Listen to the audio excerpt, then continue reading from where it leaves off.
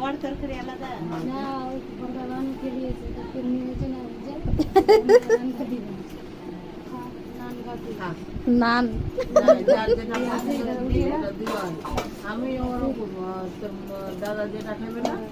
ওটা আমি ওর জন্য আলাদা রাখি ওটা ওই দুটো হাঁটিওয়ালা গোস থাকে না ওটা ওই পছন্দ করবে এই হাতাকার হ্যাঁ এইটা হ্যাঁ এইগুলা আমি ডেনার ডেনার বগলে যে গোস খান ওর ওগুলা পছন্দ